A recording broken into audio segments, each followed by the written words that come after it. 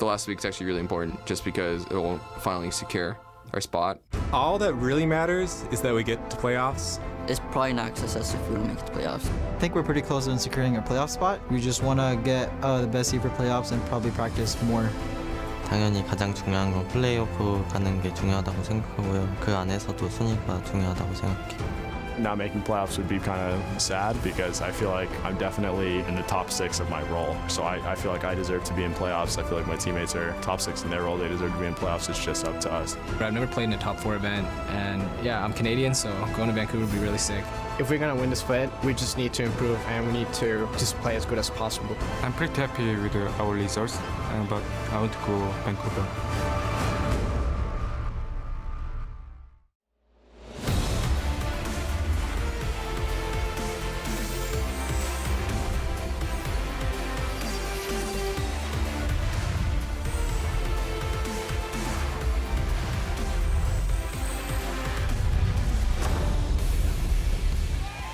Welcome to the final day of the 2017 Spring Split. There's plenty left to be decided with our matches here today, and fans have gathered to cheer on their favorite teams as they make the final push for playoffs or to avoid relegation. Here we have Phoenix One walking into the studio just a short time ago. They'll be up against TSM, our #1 seed here, hoping to hold on to that position. Wild Turtle making his way in.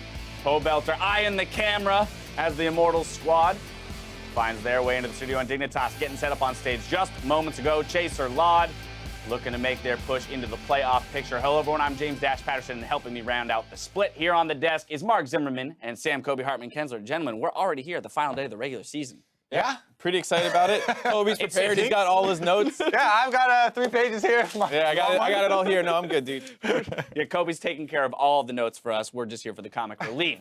For our standings, though, this morning, before we get into the business, let's review it, what's set in stone, and what can change with today's game. C9 and TSM have locked their playoff byes and will be attending Vancouver, but who goes as our first and second seed is still left to be determined.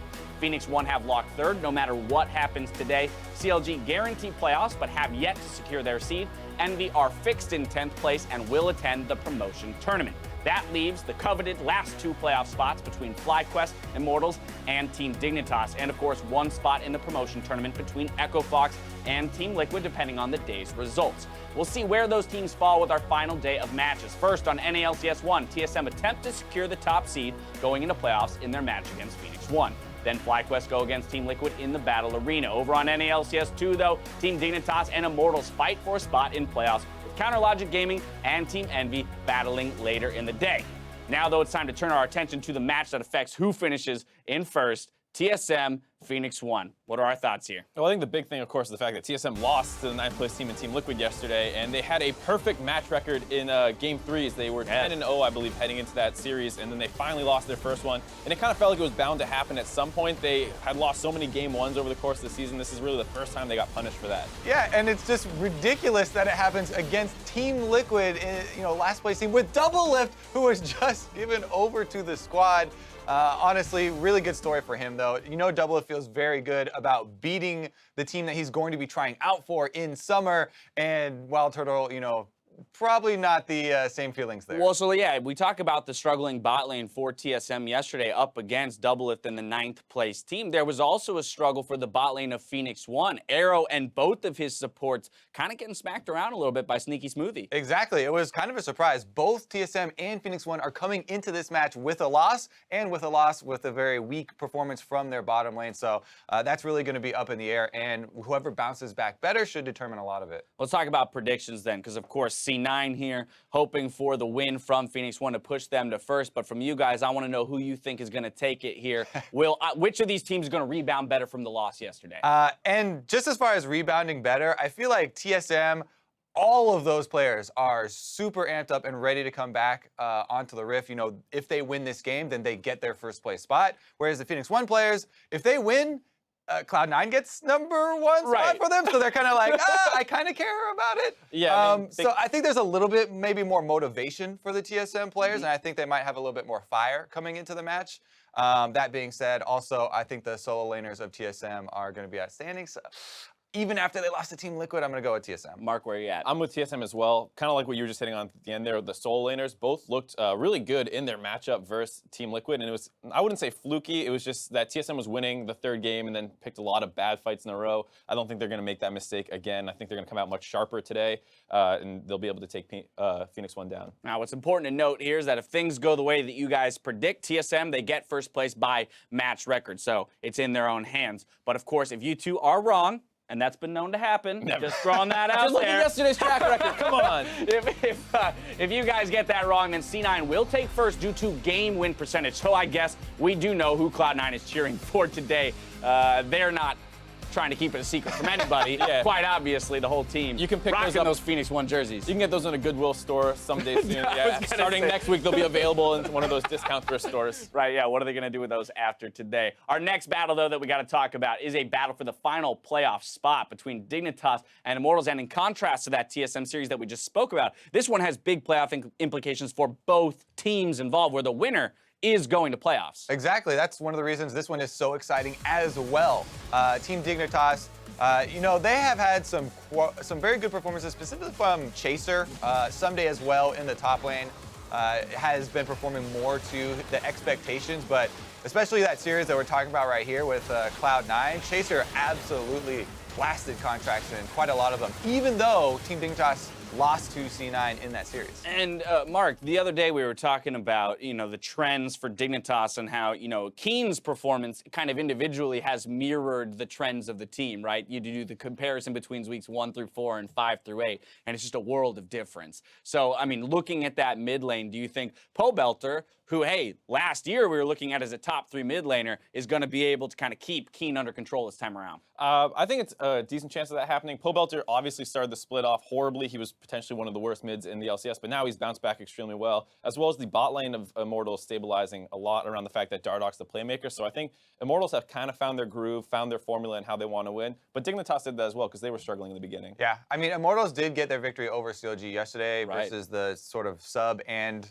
role swapped situation. So they are coming in with a win, whereas Dignitas lost that game on Friday. So maybe there's a little difference there, but the confidence is definitely an issue. You talk about, you know, correlation between player performances and team performances. Exactly. Confidence in Dardoch is very important for Team Liquid, All right, for Immortals. Well, do or die time here, right? You know, you can only afford to really drop a single game within the series itself. Who do you have more confidence in bringing in 2 victories to push themselves You may go into the first playoff? this time. Thank you very much. I'm going to go with Immortals. So I think Chaser is such a linchpin for Dignitas right now, where he has to get the mid lane going specifically, because getting the top side going has not translated to wins too heavily. And I think Dardoch is the kind of player who's going to match that early on and might take over the game before Chaser can do what he really wants to, as well as the fact that I think Immortals bot lane is just a little bit better than Dignitas is right now. I will counter with Team Dignitas. This one is going to be super close. Yeah, for sure. It's definitely hard to decide between these two. However, you bank a lot on Dardoch having these really good performances like his Lee Sin one. He has had recent carry performances. I don't know about the consistency for Immortals yet. I'm not quite convinced. And even though I'm very scared about Team Dignitas late game and the decision making there, that very well could cost them the series as well. I do have confidence in Chaser after his C9 series. And I think that Keen has been doing really well with resources that have been given to him. So I'll give the slight nod to Team Dignitas. Hey, split desk here, and I think deservedly so between these two teams. It definitely feels a bit like a toss-up in terms of which one's going to come out ahead in this one. The results of today's matches might require us to look at our tiebreaker rules. However, our stats team crunched all the numbers, and all possible tiebreaker scenarios today can be resolved without a tiebreaker game. So, if at the end of the day 2 teams have the same match record, there are 2 rules we will use to break that tie. The first of which is head-to-head. If the teams remain tied, we move to the following rule, which is game win percentage. Whoever has a higher game win percentage will advance. Once again, all results today can be resolved with one of those 2 rules. So for more information, check out our entire rule set on lolesports.com. Now, a reminder, there are also still tickets available for our spring finals in the Pacific Coliseum. Join us on April 22nd and 23rd for a weekend of North American LCS action to see who will be crowned champions. Check that info out and more at lolesports.com. LOLesports.com. There's a whole lot of info on LOLesports.com. I feel like people should visit that more often. Yeah, you got a couple minutes? Right? Pop Do you have some over. ads on there that you're trying to push people to? I'm just apparently there's all kinds of information available on LOLesports.com. They had me say it twice. Anyway, that's enough out of us here today. Let's send it over to the Sell out. Get the games Sell out. Well, sellouts are over. Thanks very much, Dash. Thank you very much, Dash. Hello, everyone. I am Riven DeViz III, and my go-to partner to survive a zombie apocalypse is going to be co-caster Joshua Jat Leesman. How are we doing, Jat? I'm doing pretty well. I think you made a good choice as far as the zombie apocalypse goes, but I've never personally experienced it. I just think I will. It's going to be a good game. Yep. Today we host a brawl between Team Dignitas and Immortals. Dignitas need to win here if they want to compete for playoffs. Yeah, and with their loss to Cloud9 on Friday, eyes will be on Team Dignitas to bounce back and kind of take their playoff fate into their own hands.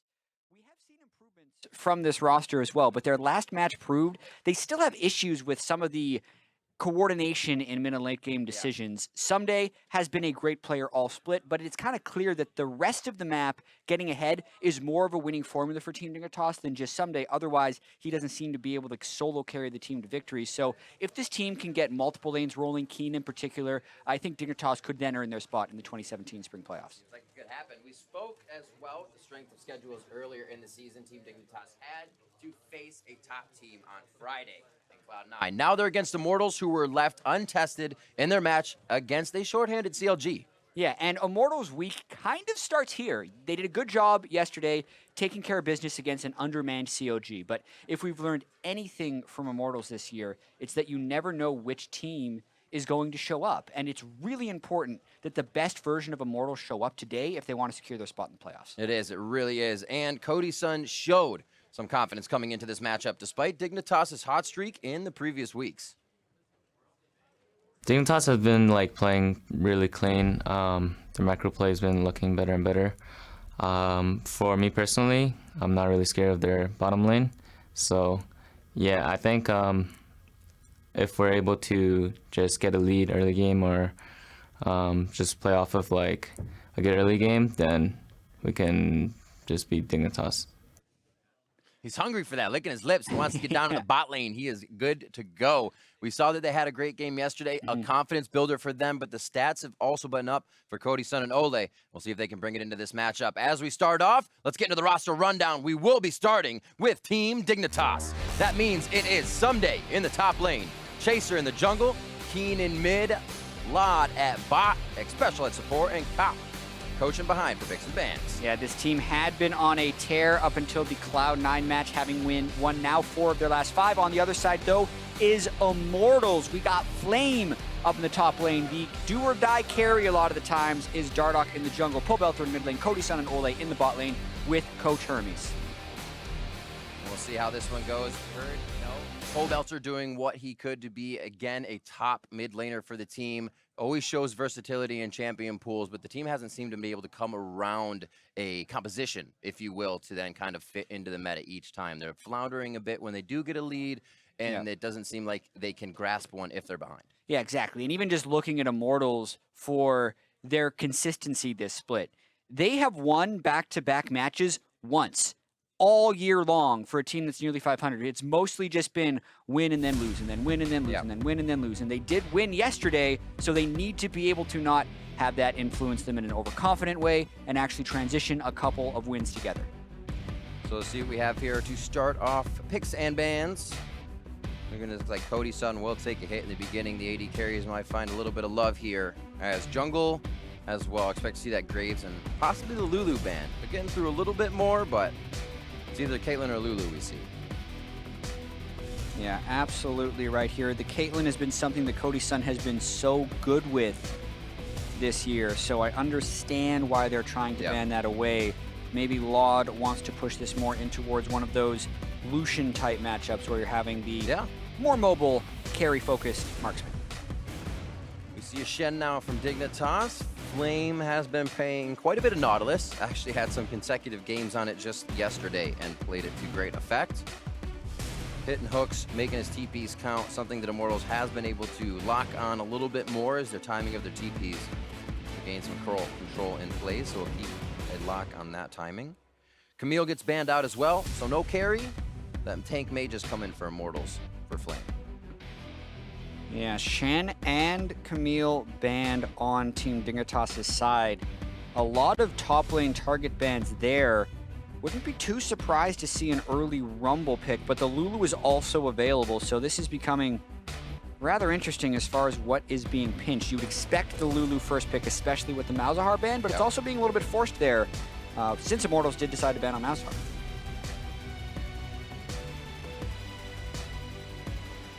Lots left up. Lulu is the priority, though.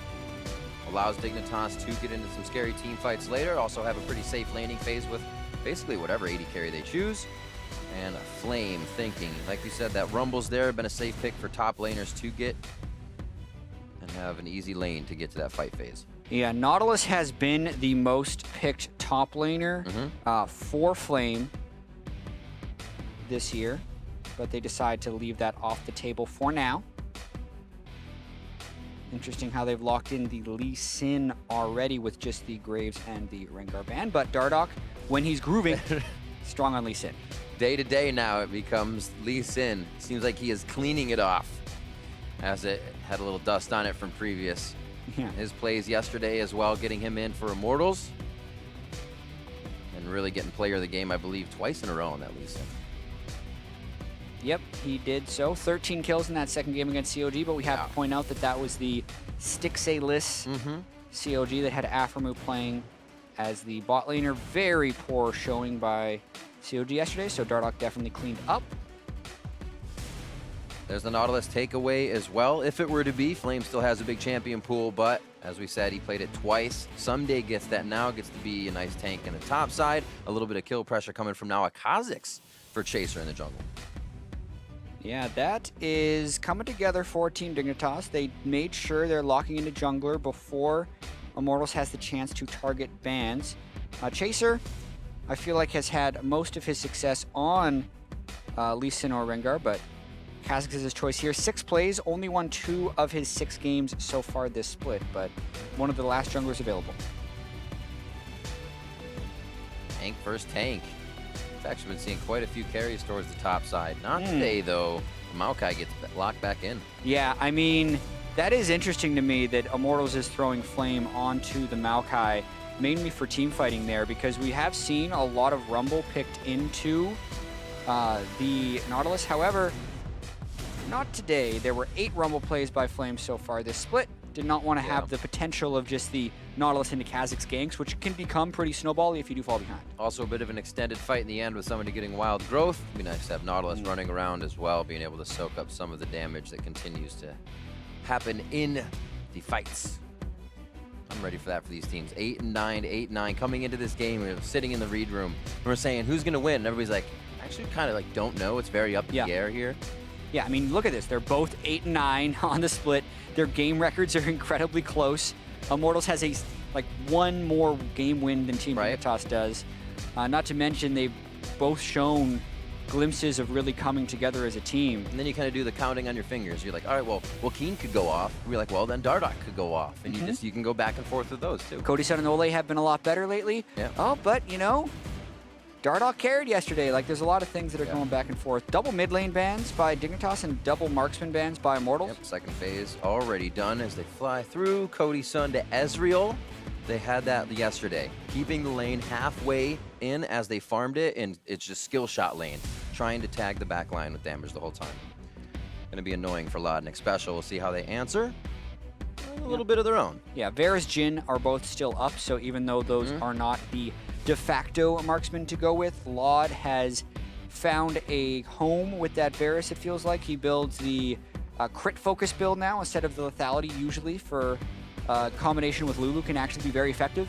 I think Varus has strong attack speed scaling, which got heavily overlooked when everyone was just rushing the lethality and raw damage on him, so I think still a good pick. Interesting choice. Keen feels comfortable in the Cassiopeia coming into this game. He's going to have pretty hard targets to hit. Is Dardoch, Cody Sun jumping around, shielded as well by Ole on that Karma. I feel like if it is going to be a fight phase that comes in here from both of these teams, you can just use that ultimate to set up Dignitas. Could it be the Talia? Been seeing a bit more of it lately. Must have been a resurgence in scrims because once more she gets locked in. Yeah, we saw a little bit of Talia resurgence in the LCK over in Korea, but really in the North American LCS, it was yesterday that we started seeing a bunch of it. Pobelter had a good showing on it as well. Looking at the team compositions, though, the team fight prowess of Team Dignitas is huge. Keen's on his most played champion this split in the Cassiopeia. He's very comfortable on it. That combined with the Varus and the huge tank line plus the shields from Lulu is just all cohesively working together. Whereas you look at the Immortals team, and while they do have okay team fighting, a lot more single target damage, a lot more of this is going to be about skirmishes and trying to snowball a lead from early game. I don't think Dignitas want to leave anything to chance here. A win helps them get into the playoffs. Immortals here obviously still playing with the same pressure, but a little bit of life after a loss for them to still possibly get in. We'll talk about more of the story of their rankings as we get into this one. We still have 3 games to go, possibly. Coaches will head off. Last word said to the players. And we do see both junglers are going aggressive. Dardoch has had his very good early games as of recent, but we've seen Chaser do the same thing. Yeah, Chaser has had a lot of highlight early game pathing wins. Last week, Dardoch struggled a little bit invading and getting invaded on, so the early game plan will be pretty critical. The fact that Immortals have the Maokai usually helps that team's jungler because of the sapling stack you can do at level 1. Interested to see if Dardoch makes a gain out of that. All right, hashtag DIG win, hashtag IMT win. We are on to the Rift, and we will see if Dignitas can help themselves solidify a position closer to playoffs with a Game 1 win of this matchup. Week 9 already, absolutely crazy. So many things have happened and teams have changed. Teams still changing due to turmoil on the end of the split or unfortunate circumstances, and still fighting for the top is the main thing you have to keep in your mind with all this pressure. Yeah, playoffs are just so tight right now. So many teams coming into this last day at 8 and 9, and they're in the situation where a win gets them into the playoffs and a loss probably knocks them out of it. In Team Dignitas' case, this is a must-win. If Immortals loses, every game then starts to matter, and it's going to come down to those tiebreaker scenarios that Dash talked about on the analyst desk. But pretty much a must-win for both teams because win and you're in. Feels good. So much easier said than done. Just win against a team that is equally matched.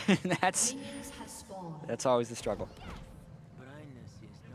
Well, we do look for in our pregame Sunday for the carry. Still can do it on Gnarlist if they get him going, but obviously not going to just crush the game. So obviously have to look to possibly Chaser going to Keen, as well as the bot lane playing quite safe to come out big in the end. Immortals kind of the same thing. Dardoch going hard. We've seen Pobelter heavy on the roam once he hits that 6 and can divide a very good team fight. Could catapult Immortals right into the... Yeah, I'm a little interested actually what just happened there, because we talked about the sapling stacks before the game from the Maokai, being able to just put 3 saplings on Raptors to help the Lee Sin cleared fast. Flame started Q, and then walked over there and Q'd the Raptors, which is great, but I don't know why you wouldn't just start with the saplings, especially since they're not doing any type of cheesy top lane gank route. Chaser, though, with the level 2 gank. Work ground gets put back. He gets actually shaken out of this one. Work ground as well as Pobelter moves to the bot side. He had not done that to the area. So he gets another 5 shots from his volley. Nicely played and countered. Ghost is down, though, for him. Yeah, and that's the lower cooldown summoner spell. I feel like that's worth. Chaser took a pounding in that mid lane. He's going to actually recall instead of trying to jungle. And the reason he has to do this is because Dardoch could actually be doing an invade onto that side of the jungle. And Dardoch actually is, or sorry, Pobelter actually is checking that. So the early level 2 gank really does not pay off for Chaser here. And that puts him heavily behind in the jungle. See if they add any pressure to Keen. He didn't have to blow any summoners for the engage. A ward down now for Pobelter is he can do that on Talia, getting that passive movement speed to the wall, in and out, hardly misses anything in the mid lane. Yeah. And Dardoch hover in that position to make sure there isn't any return as he heads back towards the top side. Yeah, Dardoch staying out on the map as Lee Sin can do. A little bit of a modified route. He did 4 camps, starting with Raptors into a full side blue clear. Now he is taking his red buff, which should give him level 4. Yeah, he just pinged it. So that could very well be a gank top lane. or an invade onto the blue buff. I want to check in on Dardoch here. Yeah, he's got the ward on Pixel Brush to make sure any rotation from Keen can be stopped. Bot special gets hit, the Ignite goes down. It's been run much more to the exhaust in that bot lane now, and the top fight goes on to Someday. Gets himself a minion wave to slalom through and gets himself to safety. Yeah, Someday flashes away from that one. Chaser now trying to come up for a bit of a counter gank. Dardoch's got to be a little careful he doesn't completely leave Flame alone since Flame is just level 3, but Immortal seems pretty safe up there. The bottom lane, though, Cody Sun and Olay coming in huge. Now Pobelt, they're going to hope to add the icing on the cake. They know Lot's heal is down. He's got flash, though. Might want to hold it in the last instance. He does. Good tank by Olay as the DPS can actually get their damage in, and they're out. Well, this is the way Immortals wanted to start. We talked about Team Dignitas having this behemoth of a teamfight composition late game, and that Immortals going to have to jump ahead early. But this isn't even something that is expected to happen. Xpecial just moves forward for some harass, takes every skill shot. And I believe Lot actually healed after Xpecial died because he just got hit with such a burst of damage. Ignite came from Olay as well. Oof. When you just want a few gold for Spell Thief proc, yeah. It's good because the Glitter Lance is a barrage, so you get a bit more, but sometimes it costs you your life. Yeah, in that case, the 12 gold you get from the early harass, not worth the 600 you give over to the enemy. Yeah. First blood. 5 minutes in here, marks being made by Immortals. And Pobelts are already getting a roam to himself, so Keen has been kind of pushed back. May not get pressure back from Chaser. That's not a for sure. But with Pobelts getting a kill outside the lane, that does not help whatsoever. More pressure here towards the bot. Oh dear, he has flash. Oh, it's a big part of the wall. Great shield as he just gets over. Should not burn down. Flash from Olay. They kind of want to die, but they got to be careful. There. Sonic Wave to Olay. Does it give him room to get over to Lod? No. Dardoch a little too deep as the tank goes to Cody Sun. He's forced to get out of range, and Immortals turn their advantage into a bit of greed. Yeah, and plays like that have kind of been Immortals' Achilles heel this split. The blind aggression, where you know that, yes, if Laud and Xpecial are alone there, that you can make that play, but that play was about a 15-second long engagement by Dardoch, which gives so much potential time for Chaser to run down there for a counter gank, which eventually happened, or even in a different scenario, Someday to teleport down. Those are the plays that, you know, there are so many things that could make it go bad, yet Immortals go for it anyway. We'll see it one more time. The beginning of it is great. They're expecting him to go get word control, but you harass him low and burn his flash, you're done. The wave is frozen against them, Laud has to back, and this now becomes an unwinnable lane for Team Dignitas because they would have a 2-level advantage on the marksman, but instead, they chase for a kill while a huge minion wave is sitting there and feed a lot of the advantage back. So that was Immortals' chance to really break open the early game, and they flopped it. Gets the resolve to a little inner flame. Olay still staying up front, and this is what Immortals did with this composition yesterday, is keep that minion wave where it is as it piles up and be able to hit them with those Qs from both Cody Sun and Olay. Chaser getting a little bit of love down on the Raptors top side since he saw Dardoch bottom. But he knows he needs to move quick as they don't have too much vision down there to see where he's coming from. Teleport use top. Someday's going to have an advantage with that.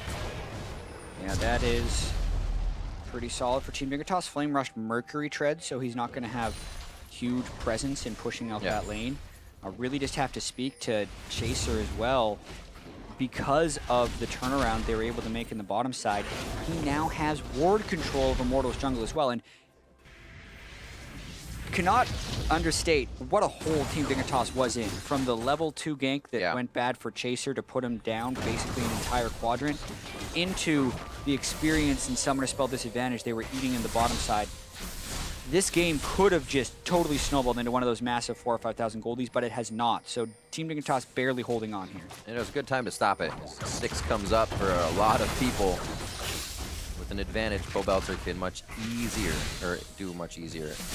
Uses Weaver's Wall to start these fights. Dardoch still feels like they have an upper hand towards this bot side of the jungle. They're going to start warding up to make sure this Infernal can be theirs.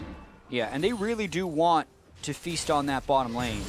Xpecial and Laud without summoner spells for the most part, still no ultimates. If Dardoch and Pobelter could have found a good roam down there that they felt safe about, they're going to pull that trigger almost immediately. Looks like Keen's happy to farm in the mid lane. Obviously not going to have the same roam Pobelter will, so the team knows Keen, farm it up, stack that tier, see him in a little bit. Everybody else can mostly play safe with Special on Lulu. 6 is almost coming around to that bot lane, though. Cody Sun just hit it. Ole should be close. That means Dignitas might be a few waves back. Yeah, I mean, the bottom lane is still in a very rough position. A Dagger, a Dorns, and a Cull for Laud. Yep. So this means that Immortals can move for that Infernal Blade pretty safely. Someday teleported back to lane. We won't see the top laners on this. And that's a pretty even lane altogether. So tanks will be able to do their job coming into the mid-late game. It's about what continues to happen here in the bottom. Doesn't look like Dardoch has really left this side of the jungle too much. Now that Special may be getting 6 soon, that could all change. Yeah, that's going to prevent a lot of the aggressive plays that Immortals would be able to pull off. Pobelter, with some of the attempted roams bottom side, has fallen back in CS to Keen. So despite the very shaky opening, Team Dignitas, I feel like, are getting a little bit recovered from that and can still enter teamfight phase on close to even ground. See if Dignitas uses this time to clear the wards on the bot side that Immortals has gotten. Should see a Special go to do that soon. Blue buff to Pobelter just means cleared waves for him. He's not really doing too much until he sees Dardoch in his lane, or they can solidify a kill as we saw on bot side. Keen gets his first blue. Tyr will stack a little bit faster without Keen having too troublesome of a game. I feel like he could be a huge factor we just have not seen yet. Cassiopeia can always explode as we get to that late game. I absolutely agree, especially if you're able to get standard team fights. Cassiopeia is one of those, I used to call them marksman-like mages. Back when the auto attack marksman was super common, but it's one of those things that if you just are able to stand still and fire, your DPS is so high that you're going to carry the team fights, and if no one can access you to shut you down and stop you from just rattling off your spells, you will carry the team fight. So they're kind of set up to do that. The backline access of Immortals is pretty much just Dardoch trying to make a huge play to kick back, because they don't have kind of an assassin type on their team that could deal with the Cassiopeia, which is why Team Dignitas should feel pretty good. You know, if they could see the actual gold in the game, they'd be like, oh, great, we're only down 200 gold, because it's going to be a little strange now knowing how far behind their bottom lane was. But to look at the CS in the middle of the top lane and realize they're doing all right. Yeah. At that moment, it doesn't feel like it's too close with all the parties that have happened down there. Someday did decide to stay, but he's also playing this, I'd say, semi-safe. He's still being a little aggressive. Finds it, flashes in front, the kick. The flash really to try to get that anchor toss out, but make sure Dardoch can't as well, so it plays and works out. Yep, Dardoch trying to preempt the flash, doesn't quite get it, so Someday, again, has a flash burned by a Dardoch gank, but as long as he keeps his CS up, as Nautilus does generally push in the Maokai, if he's not down to the ganks, it's still an advantage and a win for Team Dignitas.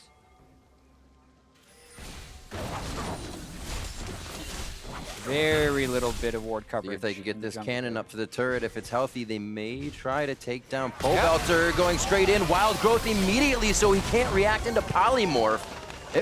No reaction could be had except for summoner spells. Yeah, love the vision toggle there by the observers. Oh, that show how little they could see. Oh, gets the last shield down. Help picks isn't going to be enough. Doesn't try to draw them to Keen, though. Pulls them up towards the turret. Hopefully Keen can get away with that play from Special. Nice guy by him to draw Immortals up. Immortals Ole almost still picking up that kill. Yeah, and a bit of a lack of vision coverage by both teams enabled that play, because Team Dignitas was able to sneak 3 people in around the back of Pobelter's turret, and he was none the wiser. But then the counter roam came through. Ole and Dardoch were able to get a kill on the backside. So that does help Keen, keeps him pushing and keeps Pobelter down in experience, but it's split back by Immortals. Oh, somebody's got no flash anymore. Troublesome. Goes for what he can. He'll have Chaser close, but really this only gives him information of where Dardoch is. Unfortunately, they cannot act on it. Dardoch flash down, still able to pick up a play for himself. We'll see this setup once again. Real fast reaction. Yep, X-Special very ambitious on that play. Flashes and Wild Growth probably could have just cast the Wild Growth on Chaser. The range on that spell is huge. And then, since he has no flash and no Wild Growth for himself, he's very vulnerable to Cody Sun and Dardoch. Flashing for the kill secure. And then Keen saves his flash, heals to get behind the minion and makes it so the Sonic Wave can't connect from Dardoch at the end. Item completions for Pobelter. Gets him a bit more magic resist than Morello Namicon. Keen, Abyssal Scepter finished. Recurve Bow now in the hands of Lod. Attack speed with attack speed for more attack speed with Varus' little update. Yeah, I feel like he's eventually going to be going Hurricane Infinity Edge. Yep. A lot of people will do the Blade of the Rune King first into the Hurricane, but I've seen Law do this build a couple of times now. I don't like the way he gets there. In one of the games, he had 6,000 gold worth of components without actually a fully upgraded item. But he'll get there. Just take some time.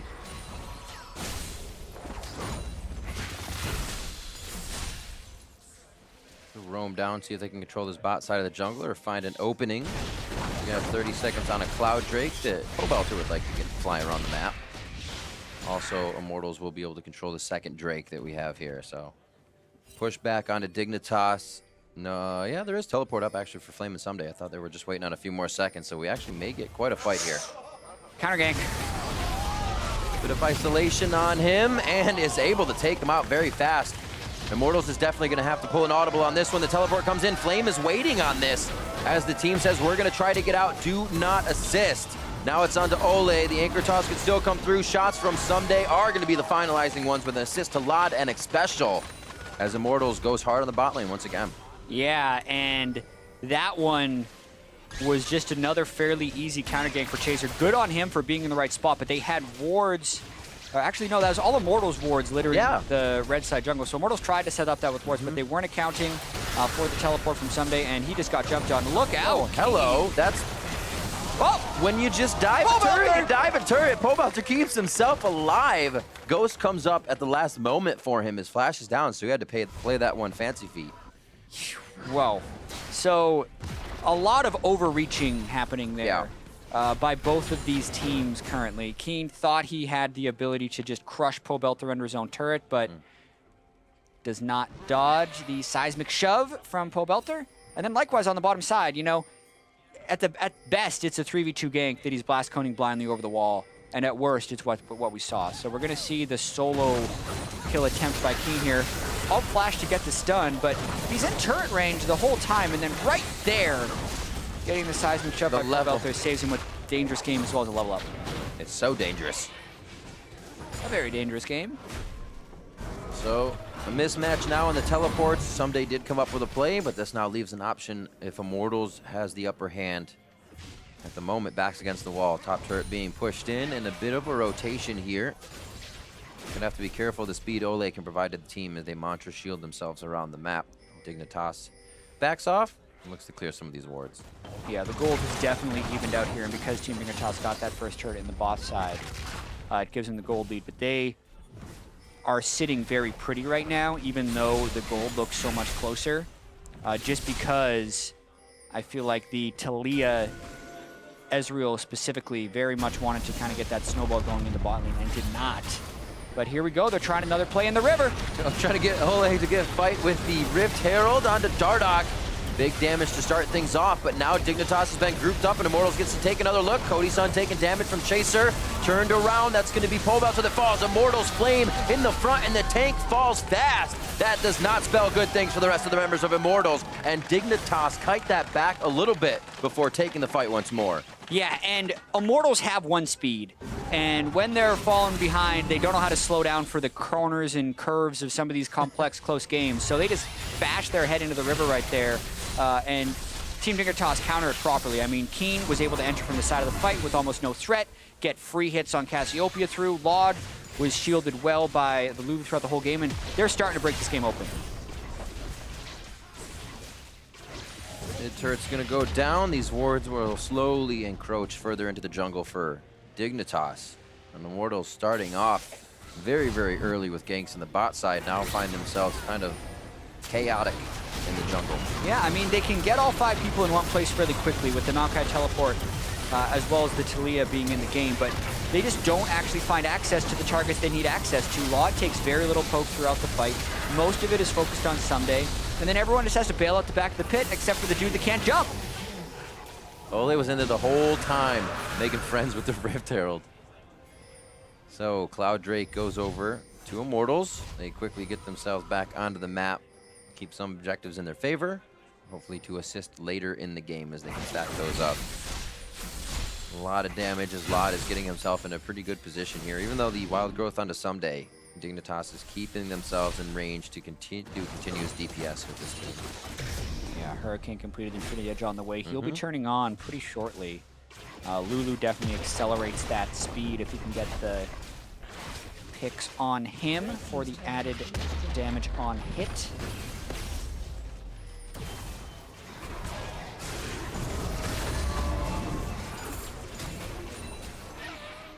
See what Someday could do here in the mid lane. Saying, hey guys, I got a pole belter stretched out a little bit. We may be able to go on him. This guy flashed last fight. Let's press a button on him and see if we can burst him down, but they don't actually have the vision. And Immortals playing very careful. Dardoch kind of on a solo mission towards the bot Krugs. Saying, I'm going to pick up everything I can here. The map is a little too wide open for Dignitas to use. No real lanes other than Flames is pushed up to be farmed here. So Dardoch doing what he can to add vision and keep himself strong in this game. Yeah, Dardoch wasn't afraid of Baron because it wasn't up yet, so he just kind of felt free to go down there, but they've kind of lost control of the upper side of their map.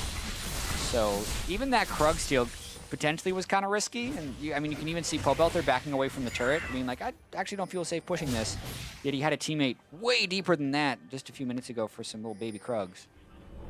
This is a lot of risks being taken by Immortals, and at this point, Team Dignitas just got to get that vision control and force Baron, which has been disastrous as recently as Friday. In a way, it becomes a little easier for Immortals, you can see, as they have the Talia on their side. The wards are easier to place. If they do try to do something in the river, they need to have wards all the way into Dignitas' jungle to figure out where Pole Belter is actually going to be blocking off, going.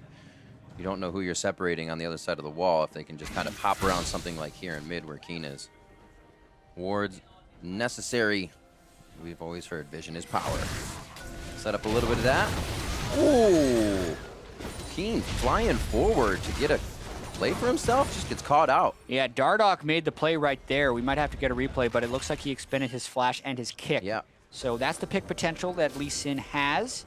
Dardoch making good use of that, and that will help Immortals kind of get these waves under control. Just from Fog of War, over the wall, kick flash as soon as he lands the Q. So as soon as the Q hits, Dardoch had that kill. There's the moments you feel kind of lulled into a false sense of security because Someday was just sitting in that brush with the rest of the team waiting to kill Pole Belter, and the next time you look, everybody's walked away, and Someday's actually way below you, warding up. Like, wait, everyone was next to me. What happened? That's what it seems like. Dardoch flying out and taking advantage of that. Pole Belter now to start a split on the top lane so they can get this last turret down here. It looks like Flame did get stopped on his attempt to take down the bot side. A little pressure though. Ulti starts, so Pole Belter can't react right away to the area he has to work the ground. Gets worked himself. Chaser comes up with another kill. Does blow flash to grab him. Pole Belter really wanted to get that turret, and he would have had a chance to counter Chaser if he would have landed his seismic shove, but he did not, unfortunately, so Chaser just ran him down and killed him.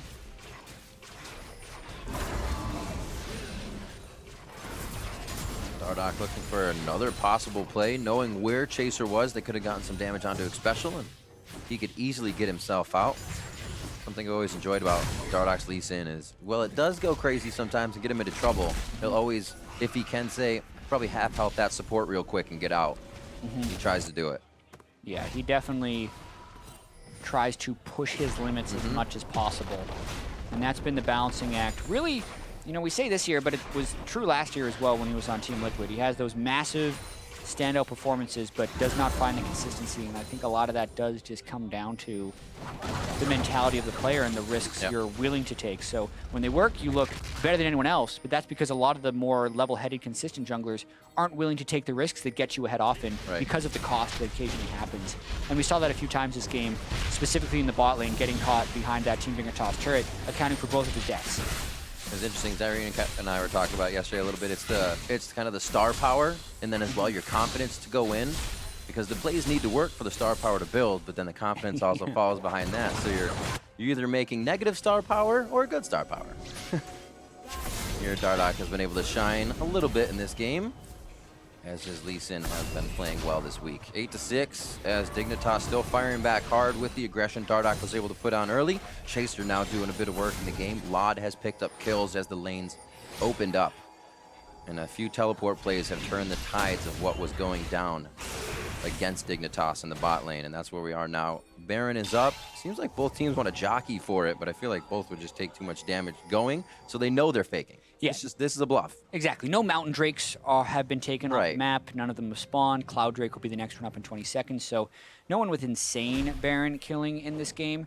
That being said, Kha'Zix Cassiopeia kills it pretty quick, so Team Dignitas still has a fair amount of Baron threat, but I think they'd rather get a team fight around the Baron pit that they can start with a Nautilus ultimate. Down towards bot. Next Cloud Drake. It would be nice to actually keep a second one off the feet of Immortals, if you will. You don't want Dardoch being able to catch up any faster to make these plays. Now they can start pushing it a little bit of safety here for Someday. He finally gets that lane away from the turret, which is prepped up quite nicely. If you look at Dignitas' 2 outer turrets, Immortals can, with one quick play, take both mid and bot down. Yeah, absolutely. The gold is staying pretty close as well. So any little thing could swing the game. Team Dignitas still being okay to play it slow, though, because I feel like they should have the confidence of the Varus Cassiopeia late game. As long as they can control Dardoch, which with the Cassiopeia they should be able to do. If he lands a Q, you can throw a Miasma down on yourself. And as soon as he's on that, he can't flash or ward hop off of it to make a quick play. That's a very good point. Probably makes Keen feel pretty safe knowing Dardoch put his Lee Sin in this game and has that ability to get in and out. Classic Immortals. They're actually sneaking this down pretty cleanly. It was only just a few moments ago this area was completely warded and basically owned by Dignitas. The moment it's not, Immortals act. Dardoch's kind of laughing about that one. They snuck that one away. Team Dignitas moved down for Cloud Drake, then recalled, and was very lackadaisical about their control over the Baron pit. They had no wards, no vision. Wow, and not even a fast Baron killing team take it down with the 3-man 25-minute Baron. So good call by Immortals because it worked, and now they're close into the game. Having to act fast. And now they can use Barons on the side, or Baron minions, I should say, in those sideways. Looks like they still leave it up to Flame. We're going to see how much Dignitas actually wants to push these waves out. They say, all right, push them out. We can come around you. A few wards behind. Dig knows they have to stay safe. Nicely done. Another 2 minutes, 45 seconds onto this. Quicksilver Sash, we can see Mana finished up by Cody's son as he can now provide damage and take Keen out of his element if he gets stunned up. Yeah, I mean, he still has that 60 CS lead over Lod, so it is still a fed Ezreal. He's 1,000 gold up despite having 2 fewer kills. And Riv, this game has been a roller coaster with Immortals seemingly having the chance to snowball it early, not doing that, throwing it back a little bit to Team Dignitas, and then Team Dignitas with the great team fighting team letting their vision fall around Baron so Immortals can get the Baron. And Immortals can definitely look back at those 2 engages. One, in the bot lane, they had completely warded, right? We saw the Blast Cone used by Dardoch, but even the wards didn't allow the play to come out clean. The one before that was actually a pretty big error, so they've had both sides of the story as they went to the bot lane and tried to get things to work out. Dignitas now gaining a bit of a lead on that, but like you said, roller coaster is Immortals, Baron, and push back. Mid lane could be falling just as fast now, and the Weaver's Wall may be coming out a little bit more to separate these fights, and Immortals has some room to play with. Yep, equalize the turrets, 3-3. There's actually a 1 Drake lead by Immortals right now. I still favor the team fighting of Team Dignitas in this one, but definitely doing a good job to stay in it. Well, where's this Weaver's Wall going? Who are they cutting off? It's a Nautilus. You can flash if you want. A bit more vision. Still a turret there that you have to respect, but they can stay here for quite a bit of time. They know they're not getting flanked. Someday's right in front of him, so they're in the teleport lane. Immortals is here to play, and they got top in their favor. Immortals has got to be really careful here. If that hook would have landed from Someday, Team Dignitas would have pressed go. Immortals is hoping to get something with this minion wave, but it's too dangerous to stay down there.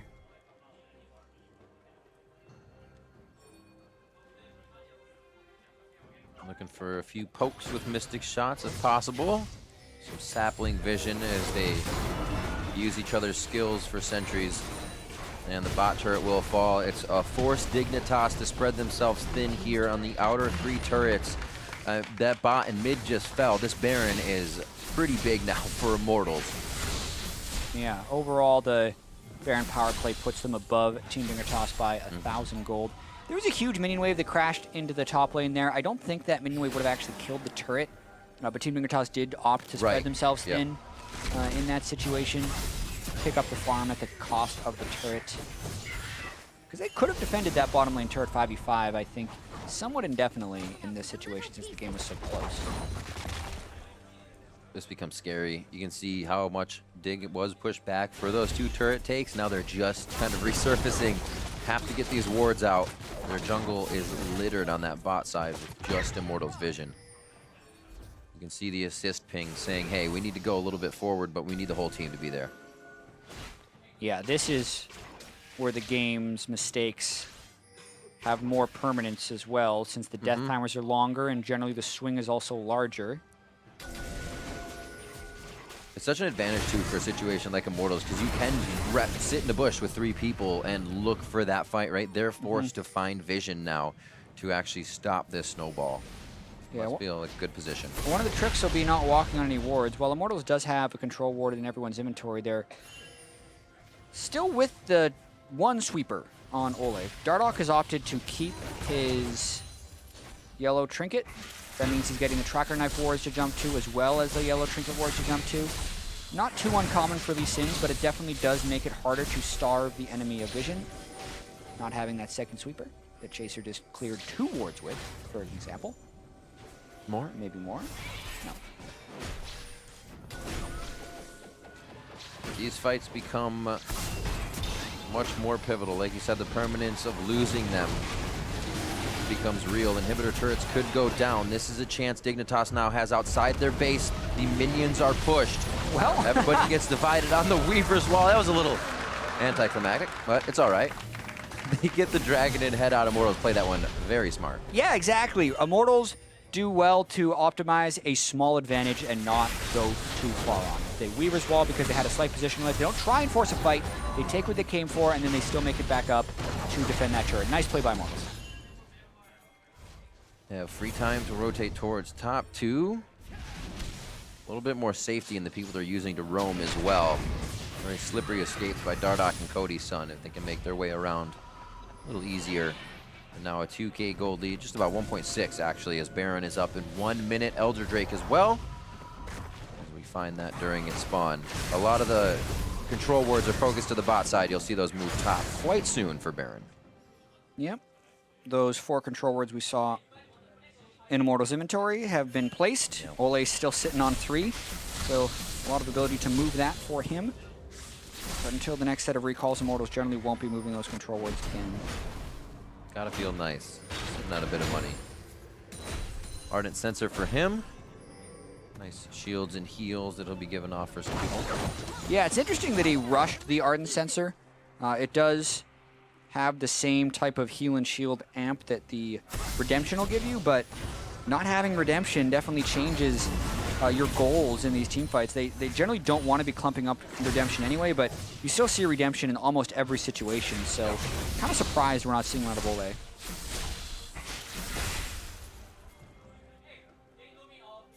And there it is, bot side. Vision gone. Team moves together here. Seems like they want an engage, but Vlad a little too far back clearing the minion wave, so it's just really Someday peeking around the corner, trying to figure out what he can find. Flame pushing bot lane. Top just got a ping. They say if we can still hover top, have Flame pressure bottom, Baron is also ours to jockey for. So it looks like we're going to see Immortals start to work this one by the book. Yeah, both top laners holding teleport as well, so... Oh, yeah, you're right.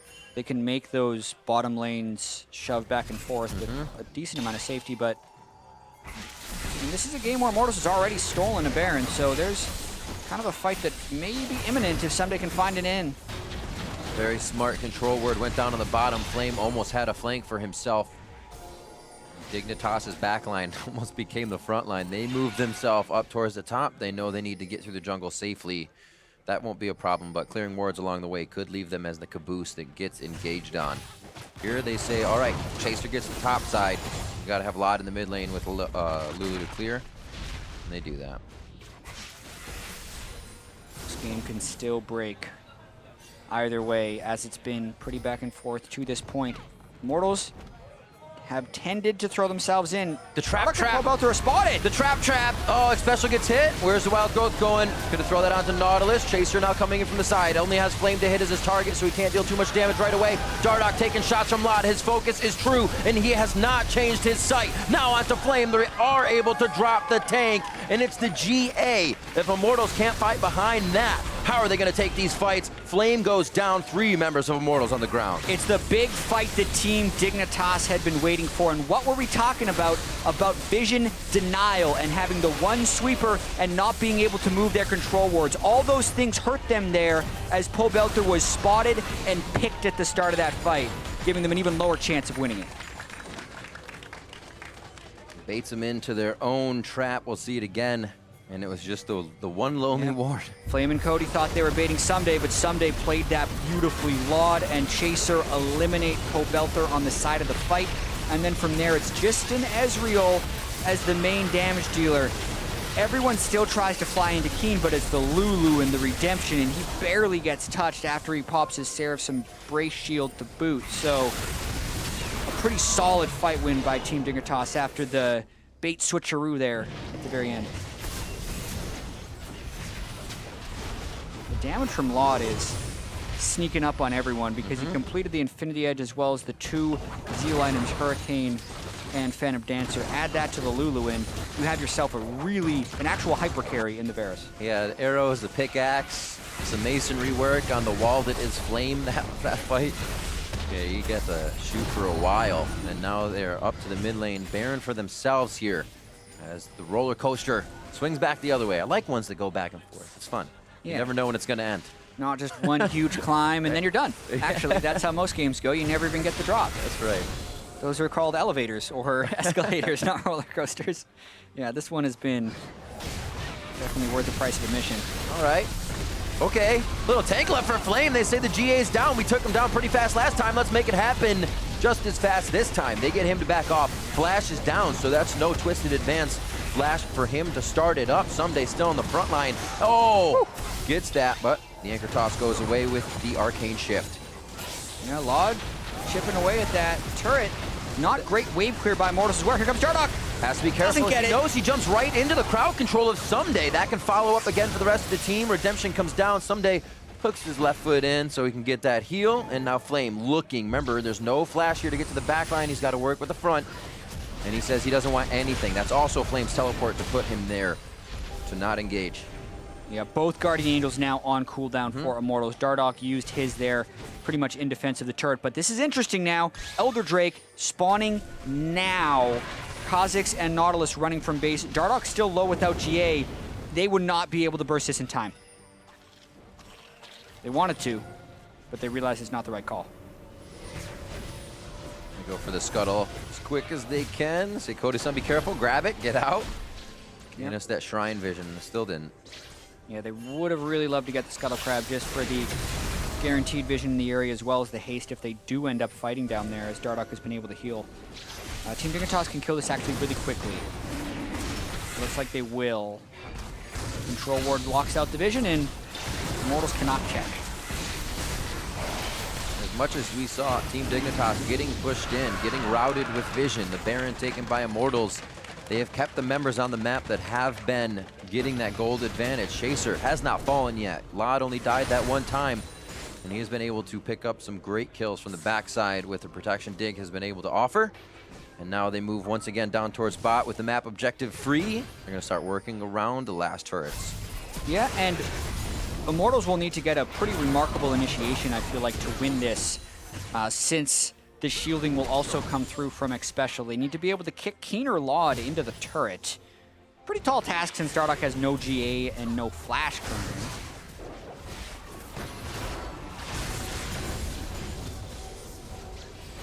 This becomes the scary part, the hesitation of being able to get into the base. And knowing that obviously Immortal still has quite a strong fight. and it may come down to, once again, taunting a team at the Baron and making sure you get more poke before the fight starts, or at least a flank that works for you in the sense of Immortals. Yeah. I was a little surprised to see Team Dignitas not try more with their Elder Dragon, but they do just have the one Cloud Drake, so not a massive power, more just getting it off the map so Immortals can't have it. They also were sitting on 2,900 gold in Laud's inventory. He went back and picked up a Bloodthirster, which in this case, I think I like. Even though Blade of the Ruined King would have been a higher DPS option, the Bloodthirster Overshield will most likely help him a lot as kind of critical massive shielding when you add that with X Special to make it so he doesn't die if he does get kicked in. That's the hope, at least. He also has 2 point, basically attack speed. Yeah, and it 0.0 rather. Gets much higher when his passive goes off as well. Kills specifically. Yeah, 2.23, we actually just saw it there pop up. So almost at the max. You're just firing out shots and then the on hit. It's going to sting. Get those crits. Oh.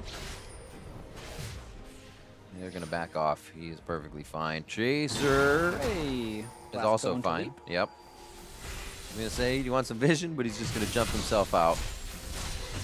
So Ole backing and the rest of the team of Immortals should be told to play safe here. Ward slowly moving in for Dignitas, but they have yet now to get back up without the Baron. And even with that Elder Drake to the inhibitor turrets, they seem to have lost a little confidence. It looks like we have about 1.5 minutes to kill before the next objective of What relevance makes you comes say up. that? Baron is spawning in around that time, and it's until then just a matter of getting your waves pushing in the right direction and getting vision control. Team Dignitas does back off here, which kind of allows Immortals to get vision where they want, but it's still going to be Team Dignitas scouting forward and trying to get the picks around that objective. It's going to be interesting. I'm trying to see, like, where are all those vision wards, the control wards, in the full inventories of Dignitas? They're not. That's just 2 for X Special. So if their control ward is cleared, they're forced to try and get the permanent vision back in. You can't buy them anymore unless you're selling items just for control ward spots. Doran's Ring still with Keen. Sometimes you could say that should be a control ward spot, but beyond that, I really like having the tank and the raw damage power, which simplifies the game a little bit for Team Dignitas. They just need to make sure Someday is running around the front and then going for fights that way. Almost onto Flame. They said we would have taken it. He was also the last one. Put down the most damage before Immortals reacts. They're trying to go for the little bits of damage here. That last engage they can get when Immortals thinks they're out. Dignitas won't take the full fight, though. I don't blame them. It's getting pretty scary here. Yeah. They would rather be able to use Baron as a bait to pull people into that area. Laud's in the top lane, though, which is why Dardoch wants to make the move, and it's a push and pull. You want to make sure you have all 5 people there if you're going to be going for this fight. Gotta remember, 42 minutes into this game 1, these teams both 8-9 in the standings. Yeah. The whole season, in a sense, kind of comes down to this match. Dignitas, a win with playoffs on the horizon. Immortals really wanting to lock in these games to make sure there isn't any guessing game. Yeah. Win and they are in, as far as playoffs are concerned. Game 1 puts them in great position to close out the series. Team Dignitas definitely holding the upper hand in this push and pull as their team fight is much stronger and they hold the gold lead in this game.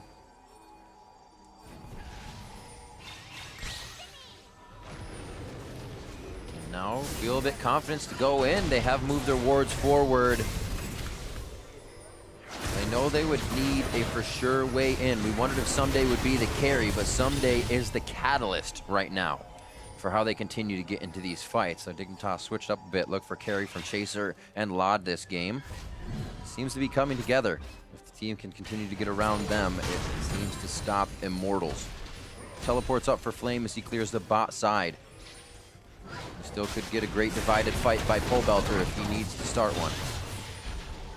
Dardoch just trying to keep the vision there for Immortals as Flame, the normal guy you'd want checking those spots, was on wave clear duty, being the only one with teleport that could join, but this vision is slowly getting starved. The critical thing here for Team Dignitas is not to let their pressure drop. Yep. Those control wards are now gone. waiting for only sweepers to know where Immortals' wards are at this point in the game. You can see they resolve themselves down now towards the mid lane, and they can still be seen by a ward passing through those minions. Yeah, and in this case, Immortals having the ward ability is more important than them having the ward clearance, since they are not necessarily trying to start vision, they're just trying to make sure Team Dignitas can't control it. And that's the trick, right? At 44 minutes, it has been a struggle for Team Dignitas getting the right type of Baron forcing down. We're seeing them struggle with that right now, but it is exacerbated by the fact that most of the inventories are full, and there's now only 2 people that are even really eligible for the control wards. I would have wanted Keen to sell that Doran's ring and buy some control wards, but blinging. He does not. He would have been number 3 to buy the control wards, and that would have definitely helped them clear out vision. Powering through. And Chaser doesn't even come back with one, so... And they double swept just now as well. Come on, guys! You're not helping your case here as far as denying vision. They have a few to get in this time. They still have that sight. And one more scrying, or I should say Farsight, rather, to make sure they can keep themselves safe. Moving back towards the mid lane. We've known Dignitas to do this in the past as well. Back and forth a bit, dance it out, and then try to push that wave down the mid lane. Immortals has been doing a great job at keeping that cleared, so Keen and the rest of the team can't take that direction. Yeah, and Immortals is just staying around as long as they can before Team Dignitas can make a move. They have no incentive to do anything if Team Dignitas can't control this Baron. And we get another one of those timer match. It's been how long since something happened? I mean, these trinkets are on 65-second cooldowns. They use both of them at once, and they have one dude that has control wards. They can't actually win the vision war there. So that's why they're pushed back to it's almost take like these you're lanes again. playing against a bunch of Rengars. You never know where they are. You always want to play safe. But they're not Rengars. You just can't see them. Is the cat there? Is the cat not there? We've talked about this. Flame gets engaged on. And he's going to be pretty safe for now. He's got 1.5 lives left. And looks like Dignitas stopped that fight. Ultimate for Flame will be up quite quick. So no worries there. And summoner spells are there to be used for everybody on the Rift. Yeah, I mean, you can see that even Flame on one of the most potent tanks in the game still doesn't stay alive very long, just against Cassiopeia, who hasn't even completed the last major item. So the team fight damage is there for Team Dignitas if they can find it. At this point, it's almost guerrilla warfare for Immortals, trying to pick one person off and that is true. Never really be locked down. In and out, in and out. Ooh. Caught the lilac brush just on the edge of the wall. Unfortunate. Back to the top. Oh, that's going to sting. Smart once again, Cody's son. Or it was someone had hit the Baron to anger it and prevent that ward from being Might even be inclined to say, sorry, teammate. Yeah, it might have Unless been. it was Dardoch. I didn't see the eye above it. Now we are on to that Baron, though. And we are off of it. Bot lane, gigantic. Looks like somebody's going to pick up a lottery down there and then join the team through teleport once they see him on that wave. And this is very risky by Immortals. They had been playing this game of cat and mouse, but I do not think they can rush this in time, and now they're just taking themselves low for the upcoming fight. Weaver's Wall does cut off people, though. Chaser would have to leap in right now. 2,300 health, he sees it. It's not going to be taken. Cody's son grabs it. Very low Chaser in the front of the fight. The team backs off. Chaser gets the wild growth, and now they're looking for 2 that can get over the wall. A flash by Ole and Cody's son. As we see Flame go down. That's the GA as well. But Baron going over to Immortals. Yeah, and even though Elder Drake is coming up in 10 seconds, Immortals doesn't really care about that. Team Dignitas has had that before, and it's just the one Cloud Drake that gets amplified, as well as a little bit of true damage burn, and no way of keeping the minion waves alive as they push in. So it's worth for Immortals as long as they don't overpress here as far as stalling the game, because moving up 4v5 is rather dangerous. They are going to press. This is dangerous by Immortals. Once they hear the Elder Drake scream, they might just head towards that high road. Exit stage left. Lock in. Someday gets a cooldown on it. Hits the inner flame. A slow. So Dardoch is the one he might be able to catch, but the safeguard across. And they may try to chase the team out. I don't know how far this is going to go. The minion waves are in their favor for a bit of fun. Oh, Sunday hits the wall again. Just not getting around the corner for the past 2 out of 3 hooks. Unfortunate. Oh my goodness. The winner of this match is going to playoffs, and it's going to be a while, actually. Just the way this game is playing out, because Team Dignitas does not have the mastery to play around Baron in the way that they need to bait Immortals into a fight. They've sacrificed 2 Barons over to Immortals due to poor vision skills, and it gets worse as you hit 6 items, because it's now, even though previously people have just been opting not to buy control wards, now they pretty much can't, especially when you're starting to get what'll probably be a Guardian Angel onto Chaser, and now a real item for Keen and a Haunting guys. Yep. But Immortals is keeping their warding trinkets going, and for now, not getting caught off. That could all change quickly, though. I mean, someday hits a squishy dude with the Dredge line instead of a wall, could be game over, right? So it's very slim margins at this stage. I'm surprised Chaser and Cody's son haven't died yet on either side. Somehow these two have just avoided death and actually been able to put up quite a pressuring game from the jungle for Tracer. Cody's son as well being respected now on the back line. We'll see Immortals moving themselves forward once again. I don't have much to clear other than waves as they will meet Dignitas towards the bot side of the map. 4,000 gold lead now in favor with an Elder Drake. Baron buff wearing off in 1 minute for Immortals. You can really see the lack of vision now for Team Dignitas with which to try and do anything. They kind of have to stay together and brute force their way into one location. I think they had been strong enough to do that, but that is slipping away a little bit as both sides will start hitting 6 items and make that gold lead not matter. With no vision, they're always reacting to this, and the Weaver's Wall cuts them off again for a bit of turret damage, but they get an ult on a Pull Belter, now they have to follow. Do they hit him? Dardoch immediately back. Redemption goes down. All 5 members of Dignitas on one side as the teams regroup. Nobody's going to take too much damage, all above half besides the tree. He should gain health pretty quickly in this situation, so he shouldn't be too bad off. Dignitas or Immortals decide to stay. They don't really have the waves in other lanes. A lot of the initiation from Team Dignitas is off net right now. They have no ult on Nautilus, no ult on Varus, just the Cassiopeia ultimate, which they would want to do. You can see why Immortals would back off, though. They've come this far playing this little cat and mouse game. It actually is starting to feel like they could pull a victory from the jaws of defeat, running Team Dignitas back and forth. We're not going to back just yet. Someday looking for any anchor toss he can get right now. It's pretty safe to say he can hit one, and then the damage they deliver to Immortals might be what they're looking for. The chance is there. He is going to take it every time. He's just waiting for the minion wave to approach once more. Immortals as well, keeping a bit separated to dodge these anchors. Not very often you can see a careless engage that tries to work every time. Immortals has to be very careful. Yeah, I mean, you can see a very minuscule Baron power play. Immortals isn't able to do much, but that's because partially they're playing from a deficit. It actually feels like the play that Immortals can make in these games is throwing a Weaver's Wall down in front of an objective so Team Dignitas can't get it, and then just slowly doing that. Unfortunately, you can only pull that play off every 72 seconds because that's the cooldown of the Weaver's Wall. But they've done it a few times here, shipping down that bottom lane turret, securing a random Drake with it, trying to get the Baron with it. And if they make another return performance down to the bottom side, they could probably do it. And it's because they have the vision control to do so. At this stage in the game, actually, like if you're Chaser, he's got that challenging smite. I would love him because he's probably sitting on soon will be sitting on an excess of gold. I'd want him to switch that out for a Tracker's Knife at some point to try and get a little bit more vision on the map, because right now they're literally just working off of the Eye of the Watcher and whatever control wards X Special can have, and then the 2 Farsight totems and the warding totem. That's it. No one else can place wards. And it seems like Someday's been able to get into these fights, as we saw in the bot lane, for sure, get himself out if necessary, if they can finally get one of these deep wards in. That's the teleport on Immortals. Gotta say they're doing a good job at still keeping defensive wards as well, to see if anybody were to come behind them, and Dignitas finally get a bit of breathing room out of their base. Once again, we're able to stave off an inhibitor takedown, but if you look at that bottom, it only means if Dignitas gets hit up on this fight, if they lose this fight, they're going to be losing the base. Yeah, and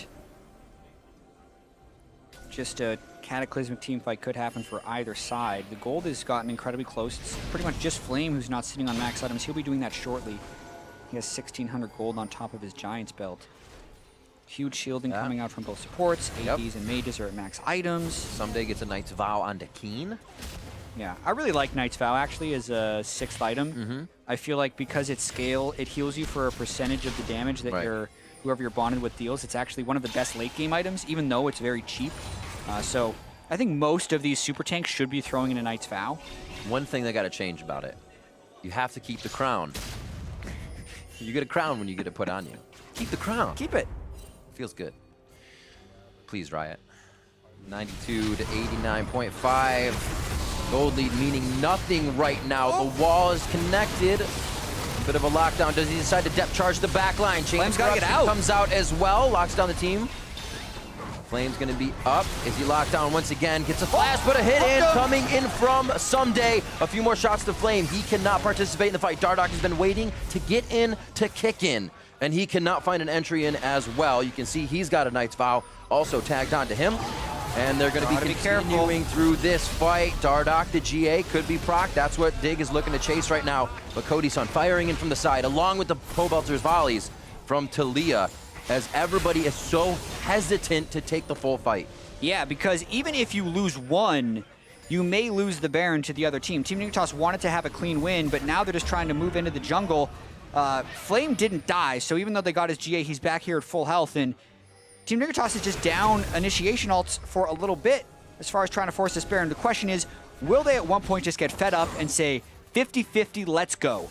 Because that happens so much, and the later this game gets, the better that play actually may become, since they can't deny the vision the way they would want to. They have a better team fight team. If they force a steal, they could get it, and at the least, it probably forces Immortals in for a fight.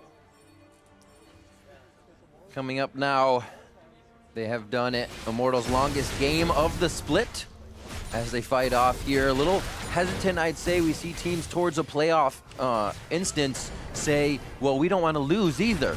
We may be in a very even position, but both teams are now in a not want to lose position, so you don't get much fighting and a lot of tempered engages. And Team Dignitas lost a game at Baron against Cloud9 2 days ago.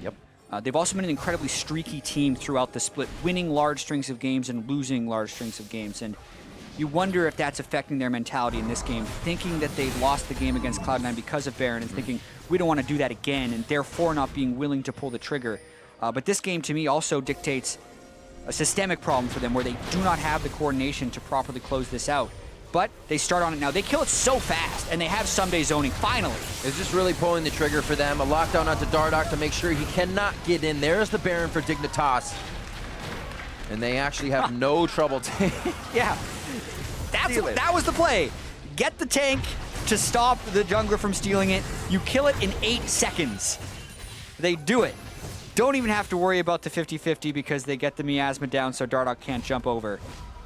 Now they will have to activate on it, although they're against a max item opponent because it's taken this long and both teams are nearing 100,000 gold. So at this time, is it even too scary to split push with 5 max opponents on one side? The fight is almost impossible to yo-yo unless you stay out of siege range, really. Yeah, a little bit. I don't think the option here for Team Dignitas is to split push. Because the fear of getting caught by a Talia while jumping across would be a little bit too high, albeit that is on cooldown right now. I think they're going to try and just run up a lane and just go through a turret. 2 GAs are up. The DPS that comes through from Keenan Lodge is immense. They'll be on Immortals to try and stop. Probably even try and flank. Someday, hardly taking any damage to start this one off. Chaser gets locked down in the front. Actually quite low to start this fight off. Has the GA. Dardoch looks to get it, kicks in Someday, but he's already wanting to be in there. Actually kicks out Chaser. Someday anchor tosses in. Dardoch still looking for these kick targets. Yeah. Thought he'd hit him in. Bending flash kick, I don't really know what he got. He didn't get anything accomplished with that. That's probably the inhibitor has to be conceded. Toss, good use to finally open up the inhibitor. They have been backs against the wall to theirs for quite some time now, breaking 100,000 gold and breaking down the base of Immortals. They have a little bit of time to play with. Do they stay for Elder? It seems like they'll have the HP to do so. They won't get poked off as Immortals have no contest here. Yeah, that is a small amount of power for Team Dignitas on top, but now that they have the Baron with it, it can add to it. Went back and watched Dardoch, did not get. He was either worried about Keen ulting him because he goes for a kick flash, but ends up not kicking. He kicks after and he kicks Chaser backwards. So definitely did not execute the way you'd want to. A lot of times they're kick flashing away, but anyway, that was messed up. Team Dignitas trying to go in with the Elder Drake. This could be their second inhibitor. Someday able to do basically whatever he wants right now on Nautilus. And now the inhibitor will fall in front of Team Dignitas. Again, no contest as they go around to the objectives. Elder, as they walk back to the base, really didn't even need to back. In brute forcing through, waiting out Immortals. The game slowed Dignitas down because they don't have the wards, but somehow they've been able to find a way around not having them. Yeah, eventually. At this point, you want them to go for inhibitor number 3. Immortals wave clear isn't great. You can see Cody's son actually switching over to an Infinity Edge in lieu of his boots, making sure he can get some crit in there. Just put as much punch as you can at this stage in the game. Deciding what else to do. You can see him going through the inventory. No, Triforce, yeah, bring it back. Very interesting as they try to get full damage builds in. He wants to keep his CDR up because it's really important, and he already sold his cooldown boots, so even though he'd probably want, like, oh, I could get another crit item and do more damage. Right. You need the Trinity Force on Ezreal for the cooldown reduction. Or you could go Essence Reaver. Ooh. But starting new things. They're trying to pick here. Against an Elder Drake team as well. Oh boy. Corruption goes off, locks down the back side of the team. Locket goes down. That is Lod getting hit up immediately. 78 seconds on the clock. Keen now not in a good spot against Dardoch. Ole locks down Chaser. Cody's son stays alive to fire in from the back side. If he can find a target, actually gets locked out by his team. Cody very close to going down. Mantra Shield coming in from Ole at the last second. Special now trying to keep Keen alive. They can basically just walk around Immortals here. They might actually get a Nexus turret out of this if they can make it happen. Dignitas keeping the fight alive, and they will be able to grab a bit of the base. Immortals, however, come up with the kills, and if they can fight like that against Elder Drake, against the Baron, things aren't looking good for Dig. Oh my god, that play was almost the definition of insanity, but it works out because they did not want to wait until these things were crashing down to have that fight. So they kind of felt like they had to go exactly in that moment. Even though Team Dignitas was stacking advantages, I want to see how exactly Laud fell because he still has his flash and heal up right here. Definitely caught them by surprise at the start of this one. Cody gets spotted, he ults, everyone runs for Laud. He gets just jumped on by Flame and then bursted down. He got hit by the seismic shove, I believe, from Pobelter as Cody's son was getting chased down by Keen on the side of the fight and didn't quite die. So therefore, Keen wasn't in the fight to do the DPS like you'd want a backline Cassiopeia to do, and the other huge carry died at the start of the fight, which made the Elder Drake a lot less potent because you no longer have the damage dealers wielding it. And then the chase of this fight was just still very tense because Keen did have such high health, and it bought so much time that they almost lost that second Nexus turret. Also, Cody said Ole almost walking over the poison. You're like, oh god. Good shields by Ole to keep everybody alive in that fight. Still, Cody's son alive, 105. Chaser has finally fallen. Zanya's for him.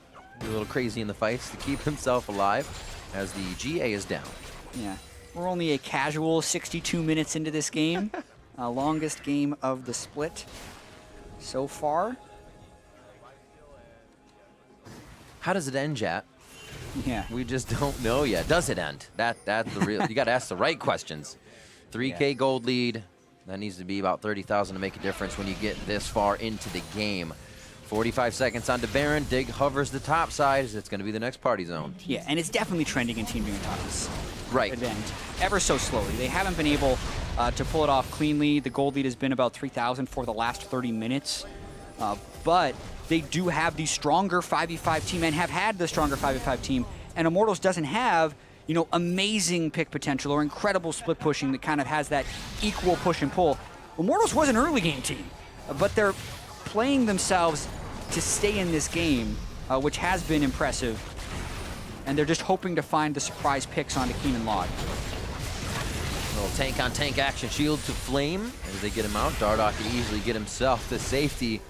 Oh, almost turned that around, though. He's been very good at getting those safeguards past the dredge line of Someday. The wards behind red give Dardoch a little bit of room to play with. And now it's the ward wars going on inside Baron. Yeah, Flame has teleport, but if he leaves, they lose the second Nexus turret because he's not actually able to clear these out as fast as he would like. Dardoch wants to go for steal. This might not actually be the right call, but they're going to go for it anyway. Sonic Wave's going to wear off. He's got 2 wards into go for. Turret's going to go down. They're not going to be able to stop that. Nexus All is Team now Dignitas open. has to do is wait, which is why Immortals is actually trying to do the Baron, because they need to do the Baron, get this fight over with, and get back. They kick Keen out, can't get the right hit. Chaser takes down the Baron, and they look to drop Immortals now. The minions have done the work in the base. Now Dignitas just has to finish. Flame comes back up. Flash is only seconds away. And that's what he needed to get out alive and help the team. Dignitas looks for the Nexus. Yeah, the inhibitors actually respawned, but now that it is a 4v5, you have a hard time seeing Immortals be able to repel this push. Flame did what he could on the backside to push out the minions. You can only ask so much from the tank on the top side, and now Dignitas will follow theirs someday back into the base as they take down the inhibitor and have the Nexus in their eyes. Top does not even need to be hit by Dignitas.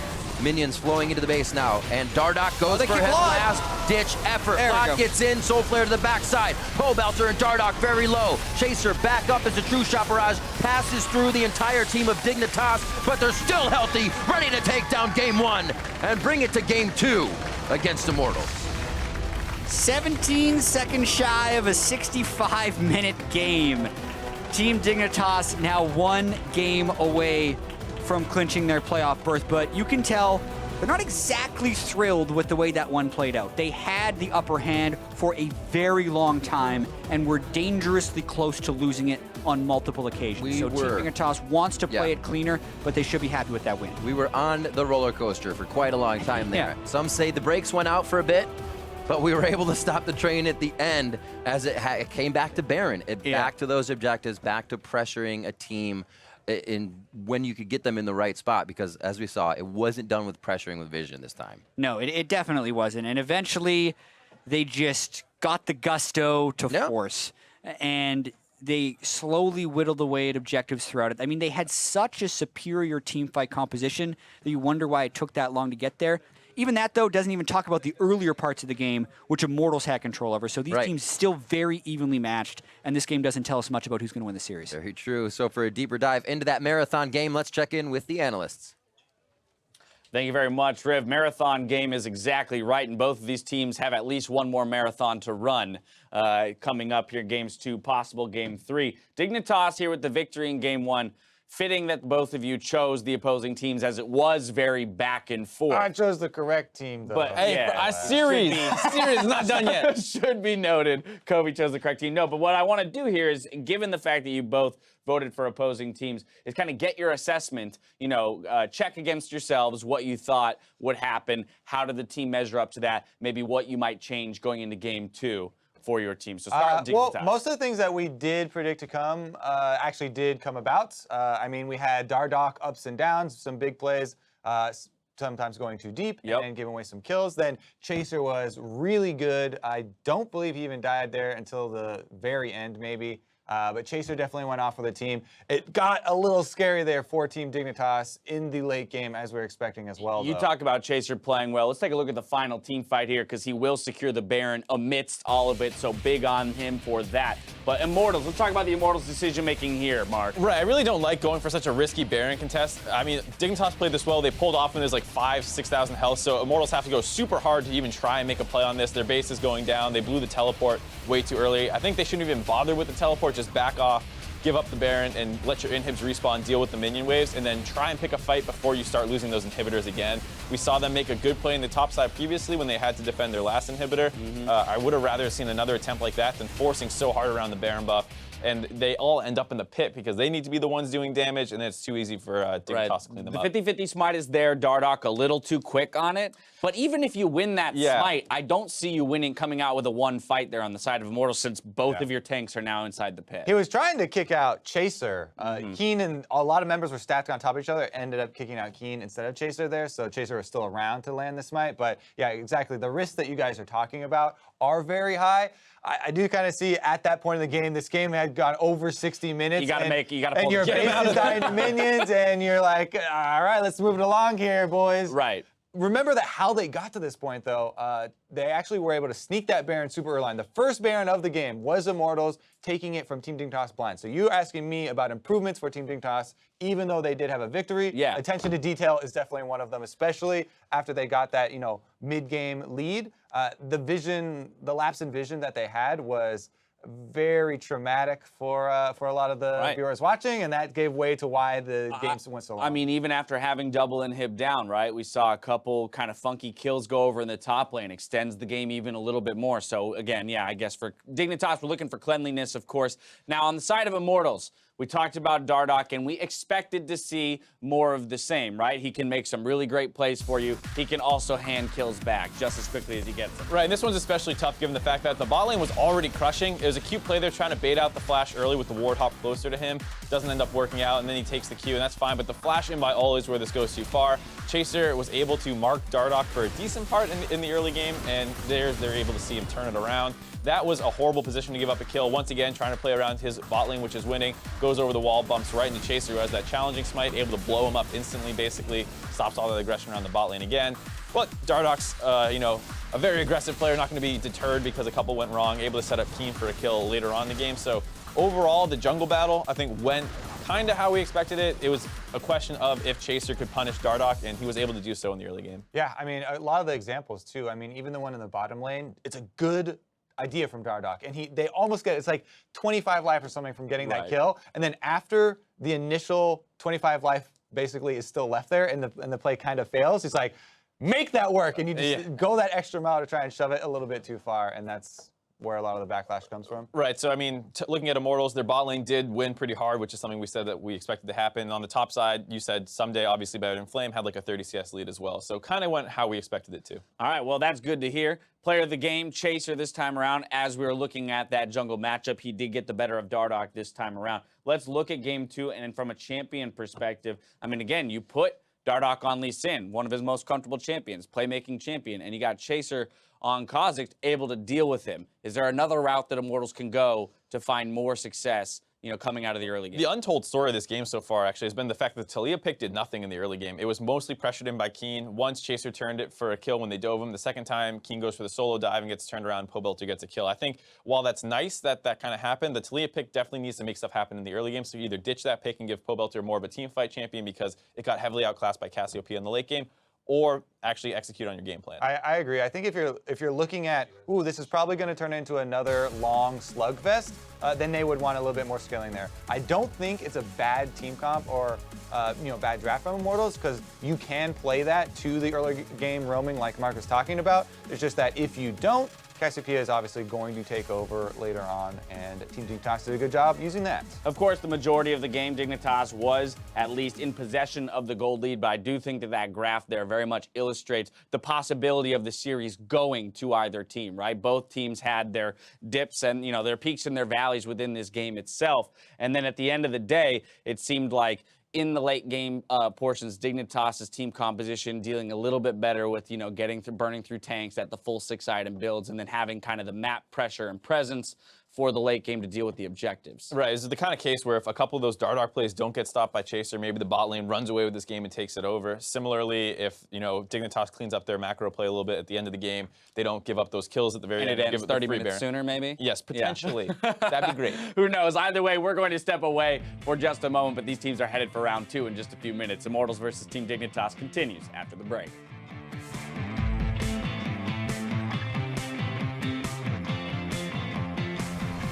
Turret's going to go down. They're not going to be able to stop that Nexus. All Team Dignitas has to do is wait, which is why Immortals is actually trying to do the Baron, because they need to do the Baron, get this fight over with, and get back. They kick Keen out, can't get the right hit. Chaser takes down the Baron, and they look to drop Immortals now. The minions have done the work in the base. Now Dignitas just has to finish. Flame comes back up.